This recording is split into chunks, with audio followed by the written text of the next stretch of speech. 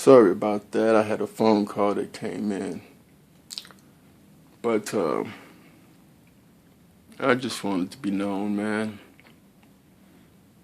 You know, when they snap you, man, ain't nothing left but hate or love. And I've been to the Society of Death, man. I've been there more than once. It offers me nothing, man. Death offers you nothing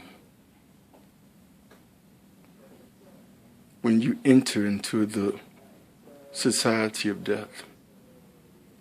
It offers you nothing, man. If it did, I'd have chose it 2 years. When I was 2 years on dialysis, I'd have chose death, man. It's been 9 years I've been on dialysis now. But after 2 years, man, your hope for happiness, your hope for health, your vision for love, all that's affected, man, after 2 years. But think what the older people go through. Don't think about me. Think about those who are 70 years old, man. 75 years old, 80. Just think about them. They go to these nursing homes and they put them on these machines, man. When you don't check on your grandmother or someone that's elderly, man, medical pimping is looking for them 24 hours a day. I've seen this with my own eyes, man. Please check on your grandmothers and your elderly, man. My grandma was my best friend, man. My grandmother was a gift from God, man. You know? I even want them to investigate what happened to her in the hospital. I want to find out, did medical pimping kill my grandmother, man? I want to find that out, man. They make it hard for you to find that out, though. But when I get my medical records for my personal medical care, and I see their true colors, man, they try to label me as a drug addict. And the only addiction I ever had was cigarettes. When I was a teenager, my wife got pregnant with my daughter, and I stopped smoking. That's the only long-term addiction I ever had was cigarettes.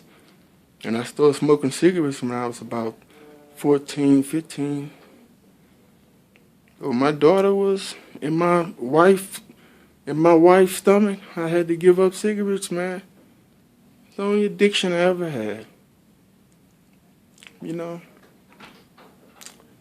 So, I've been snapped, man.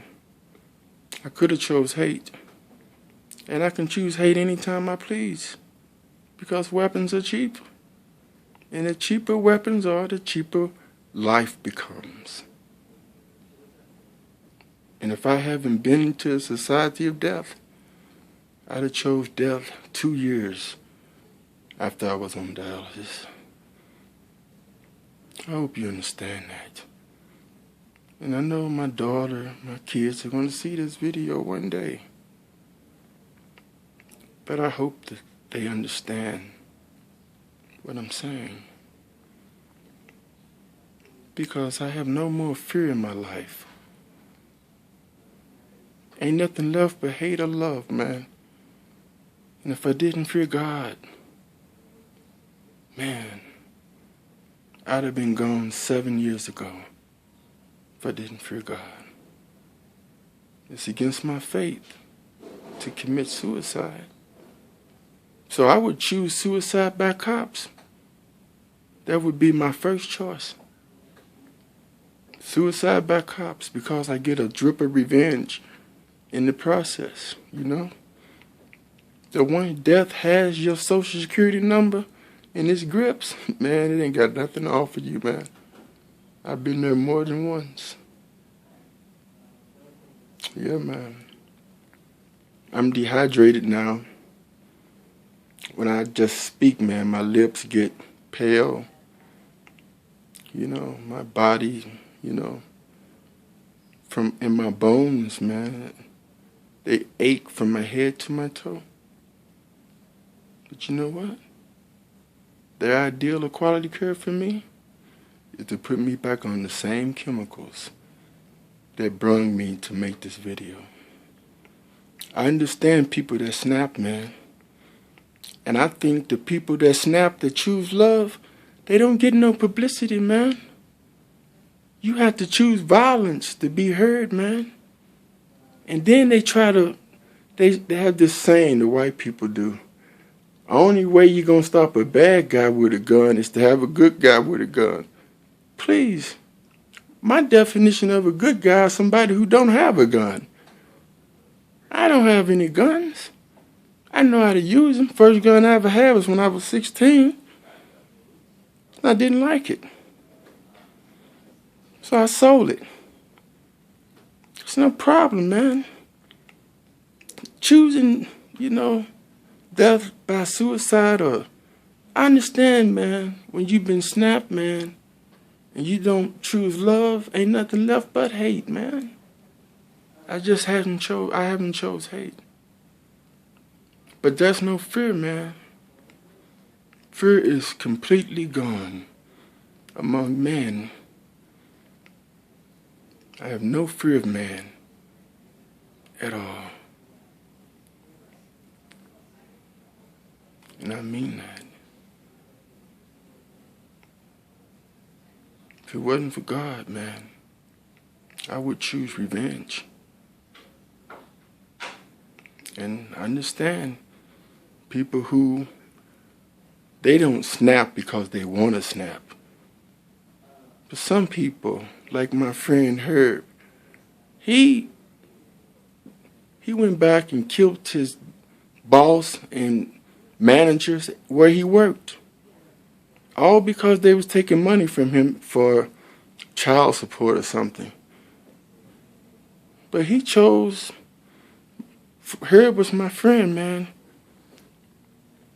And he chose death, man. He killed himself. And he killed other people when he left. Yeah, man. I'm in St. Louis, man. His name was Herb, man. And I understand Herb, man. I knew Herb, man. He was a friend to me. But they snapped him, man. He didn't choose love, man. But I understand him choosing hate. And if death would offer me anything, I would take it. But death offers me nothing. I've been there, man. I've been there. More than once, I've died. More than once. Medically, they have it on record 3 times. But when I was a kid, I got so cold, man, because I was walking to school just to eat. And I got so cold that I blanked out, man.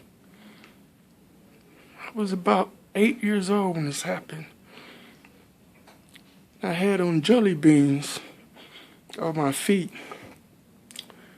It's the plastic shoes for the summer. And I had 2 or 3 pairs of socks, man.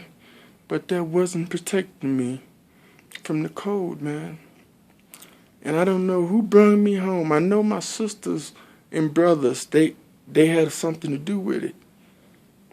But when I woke up, I was by the oven at home. And I don't even know how I got there. I just remember telling my sister and brother to go on.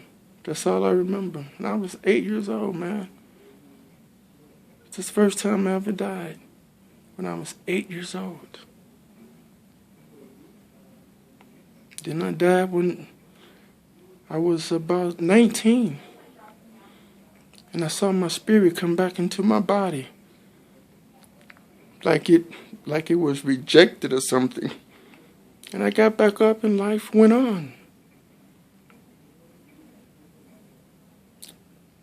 Hey man, listen. I just don't want this to continue. The dialysis industry, man, they doing it to people 70, 80 years old. What hope do I have of dealing with the big dialysis corporation when they have medical prostitutes in white coats, man? Medical pimping, man. It's the new wave of our society. And I want you to be aware of that. I want my kids to be aware of that. I want my grandkids to be aware of that. I'm a victim of medical pimping, man. And I'm making this video so you won't be the same. I'm out, man.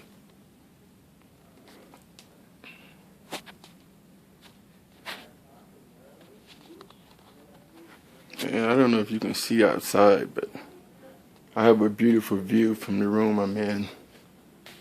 That's my only way of trying to see quality care, because I have a good view from my room. I'm in room 980.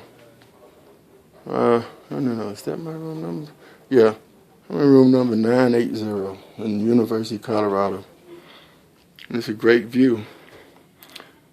The best thing I have to my expectation of quality care is a good view.